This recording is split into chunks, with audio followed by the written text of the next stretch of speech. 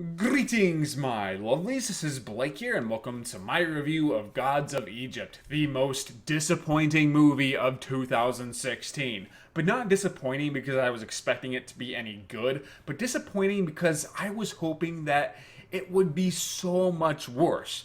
Based on what everybody else was saying about it, I was expecting something awesomely terrible. But instead, Gods of Egypt only ended up being kind of terrible. Its badness really isn't noteworthy.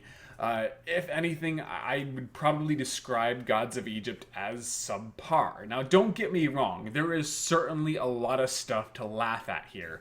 But as a whole, it was just a very ordinary, kind of bland blockbuster. There were a few things I thought Gods of Egypt did at least okay, if not really well.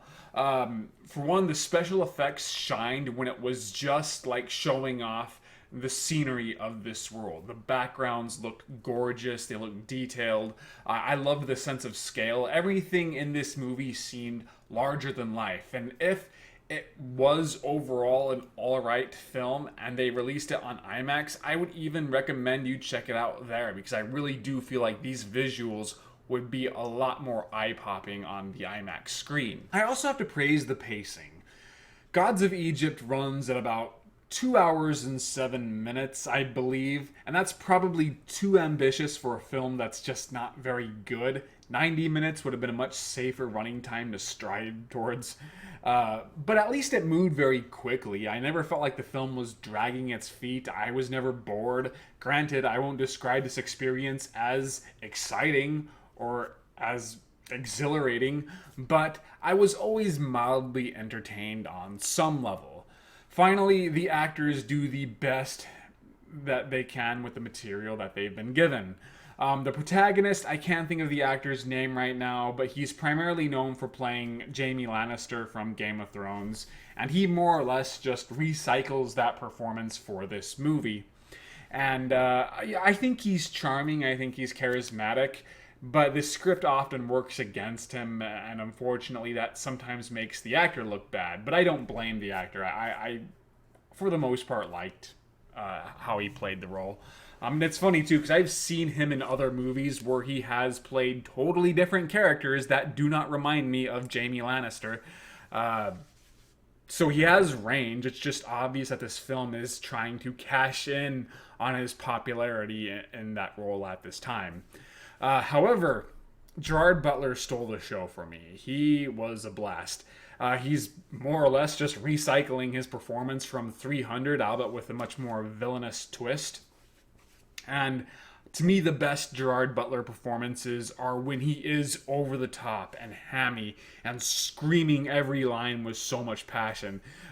He's just too charismatic and too badass to not do that. In my opinion, every movie he should just give that kind of performance. Some, like slow moving drama, and he'll just be like shrieking his lines. So every time he was on screen, I was entertained, if only because he was on screen. But that is all I could say about this movie that I thought was alright. So let me warm up. Let the beatdown commence.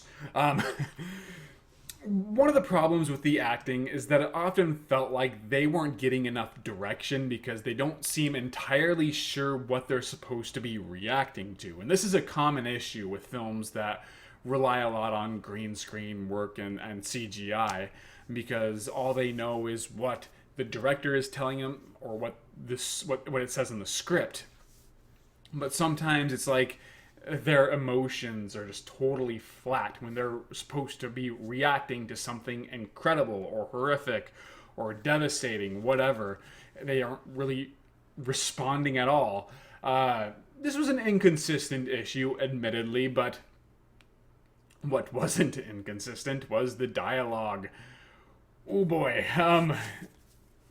What was worse than anything else about this movie, what stood out to me the most, what I will think of when I think of Gods of Egypt, is the failed attempts at banter between everybody.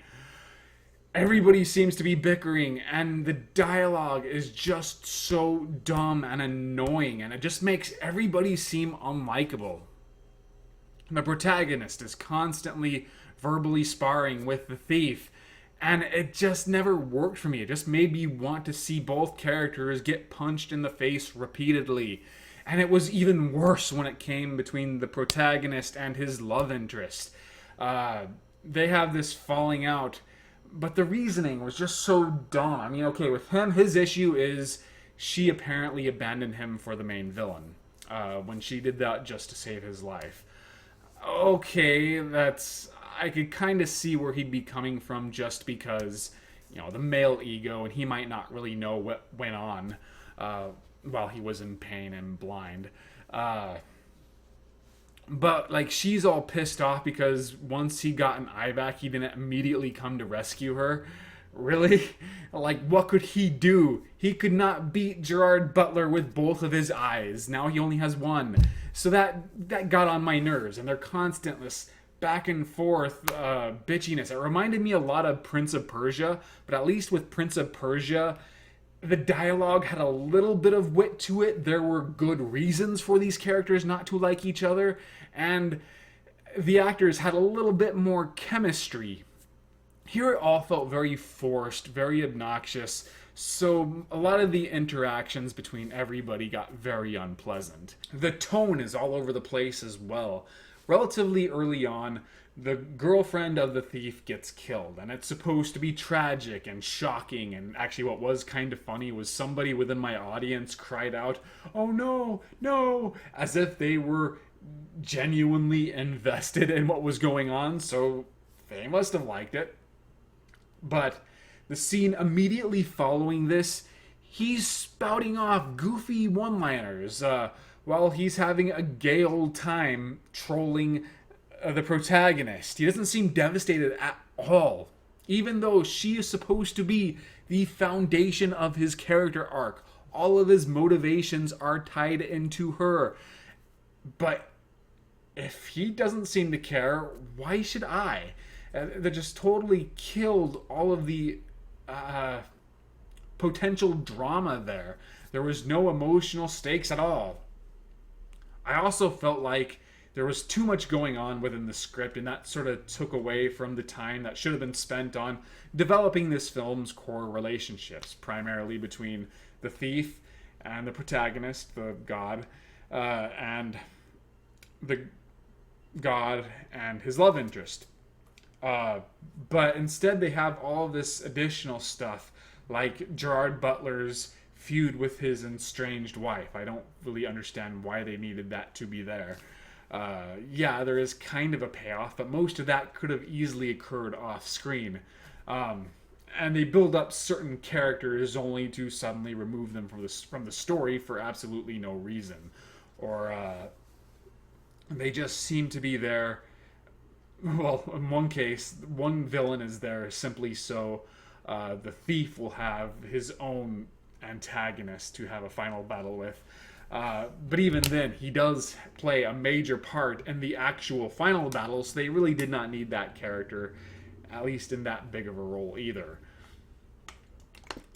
So the end result is everything feels underdeveloped, everything feels overcrowded, and it's just hard to care. As for the special effects, the CGI isn't very convincing, but on the other hand, I don't think it was intended to be. I suspect that the director was aiming for a visual style not unlike 300, Speed Racer, Immortals, and that they're not striving for realism. They're just trying to showcase a lot of really cool imagery that you would never ever see in real life or in a film that's trying to be realistic.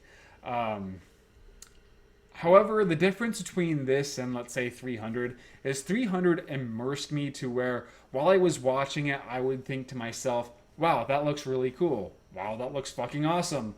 And then afterwards, when the movie was over, then I'd start breaking it down in my head and figuring out why I thought it was cool.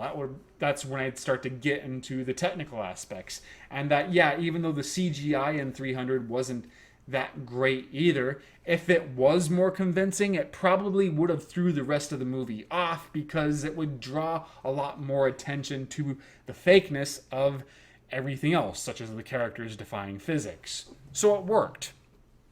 While I was watching Gods of Egypt, it could just never immerse me. I always felt like I was watching actors perform in front of a green screen.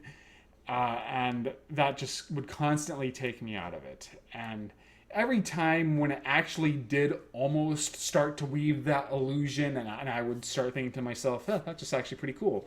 And I wouldn't really think of anything else. Then they'd have something really awful, like that scene where the god is fighting these monsters, and the way it shot, edited, and choreographed, it looks very awkward, very fake, but in a real shitty kind of way. I could swear you're just really close to seeing the borders of the green screen. That's how bad it looked. So that would once again just pull me right back out. So to me, it was the visual style was very inconsistent and just, it didn't work. That's really all I have to say. At least there was some color to the visuals. It wasn't dreary or boring to look at like Fantastic Four was. I will place this above that. The only reason I think it's a true disaster is because of its budget, and the people involved in making it. Otherwise, I'd just say it's a below average blockbuster. Nothing really worth going crazy over. I don't think you should watch this, at least in theaters. If you have like Netflix or something, yeah, go ahead if you want to pad it out. But otherwise, there are many other cooler films that deserve your attention. So that's all I have to say. I did not do a written review. I did do something though. Oh, I just watched The Howling, and so I'm starting off that March franchise marathon that went so well last year when I watched all of the fucking Puppet Master movies. And yeah, I'm sure The Howling is going to be so much better. And actually, that's not totally sarcasm. It can't get worse than Puppet Master. So just stay tuned for those. Follow me on Facebook and Twitter. And I hope you enjoyed this video, and I shall see you guys later.